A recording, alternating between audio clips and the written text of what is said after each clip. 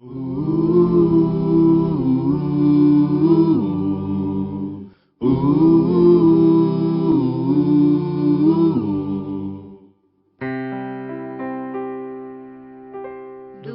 teu falar,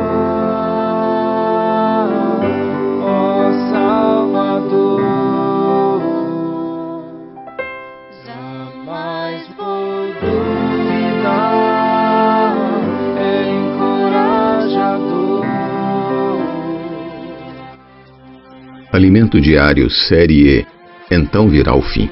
Título do volume 5: Os Trabalhadores do Final da Era da Igreja. Autor Pedro Dong. Título da semana 1: Casamento, um princípio para a edificação da Igreja. Sábado, ler com oração Colossenses capítulo 3, versículo 13. Suportai-vos uns aos outros, perdoai-vos mutuamente, caso alguém tenha motivo de queixa contra outrem. Assim como o Senhor vos perdoou, assim também perdoai vós. Princípios para edificar o casamento e a Igreja. Tanto a Igreja quanto o casamento não podem ser edificados segundo a personalidade autônoma e independente de Deus que o homem adquiriu após sua queda no Éden. No velho homem, somos egoístas, individualistas e de difícil relacionamento. Não raras vezes, a falta de empatia associada ao orgulho desencadeiam atitudes violentas por parte do velho homem. Não devemos permitir qualquer tipo de agressão no casamento. É comum ouvirmos no mundo marido e mulher se agredindo. É mais frequente homens submeterem mulheres a tipos variados de violência doméstica e psicológica. Considero isso simplesmente intolerável. Nós, na Igreja, não podemos tolerar nem isso, nem qualquer tipo de tortura psicológica, isto é, quando um dos cônjuges rebaixa o outro com palavras, desqualificando suas ações ou comportamento para se manter por cima. Ou ainda aqueles que mantêm suas esposas limitadas aos trabalhos domésticos, fazendo com que elas fiquem dependentes dos recursos financeiros deles. E ainda existem aqueles que, usando versículos bíblicos, submetem seus cônjuges a cárcere privado. Além de ser um crime, isso não é edificação. Vamos nos humilhar, voltar ao princípio e considerar os outros superiores a nós mesmos. A vida conjugal é uma miniatura da vida da Igreja. Ela precisa ser vivida com o coração cheio de compaixão, empatia, bondade, humildade. Para o mundo, o casamento pode ser motivo de piadas e as pessoas podem lidar com ele de modo vil e leviano. Mas não para nós.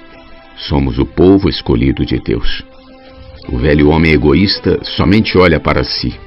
Mas nós que lutamos pela edificação da Igreja e de nosso casamento, cuidamos uns dos outros. Assim como o povo escolhido de Deus, santo e amado, revestivos de um coração pleno de compaixão, bondade, humildade, mansidão e paciência. Zelai uns pelos outros e perdoai-vos mutuamente, caso alguém tenha algum protesto contra o outro.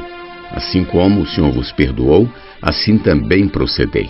Colossenses capítulo 3, versículos 12 e 13, versão King James atualizada. O caminho da edificação passa necessariamente pela disposição em perdoar o próximo. Existem cônjuges que guardam ressentimentos tão profundamente no coração que chegam a levá-los para o caixão. Vamos aprender a perdoar, por amor à edificação. Além disso, precisamos de maturidade espiritual para pedir perdão. Crianças espirituais e maturas que não desfrutam do poder libertador da graça de Jesus nunca terão essa experiência. Vamos limpar-nos de todo ressentimento e mágoa e ficar mais leves para a edificação. Já imaginou quão leve devia ser o coração de Adão e Eva no Éden antes da queda? Sem ressentimentos, mágoas, insatisfações. Por isso, o Senhor insiste em nos dizer nesta semana da necessidade de lutar para voltar ao princípio, quando não havia dureza no coração do homem. Portanto, não fique com o coração pesado, carregando mágoas, raiz de amargura, ressentimento, tristeza. Vamos nos limpar disso, ficar soltos, vivendo uma vida mais alegre, perdoando e pedindo perdão. Se investirmos nossa energia para voltar ao princípio, não daremos espaço à personalidade egoísta e individualista de nosso velho homem. Vamos construir relacionamentos sólidos, porque enquanto edificamos, somos aperfeiçoados no amor, o elo que nos unirá pela eternidade. Acima de tudo, no entanto, revesti-vos do amor que é o elo da perfeição. Seja a paz de Cristo o juiz em vossos corações, tendo em vista que fostes convocados para viver em paz, como membros de um só corpo, e sede agradecidos. Colossenses capítulo 3, versículos 14 e 15, versão King James atualizada. Fomos convocados para viver em paz como membros do corpo de Cristo. Conforme nos relacionamos, o amor é aperfeiçoado e um edifício sólido surge. Na igreja em Filipos, havia irmãos que conseguiam acompanhar as palavras do apóstolo Paulo, mas tinham dificuldade de ser unidos entre si. Filipenses capítulo 2, versículos 1 e 2. Não devemos fazer nada por partidarismo na igreja. Não deve haver preferências divisivas entre nós. Para que haja edificação, precisamos de unidade e de ter a compaixão de Cristo. Caso alguém seja muito diferente de você na igreja, passando por uma situação difícil ou por necessidades, não o condene, mas procure compreendê-lo, ajude-o. Conforme lemos, nada façais por rivalidade nem por vaidade.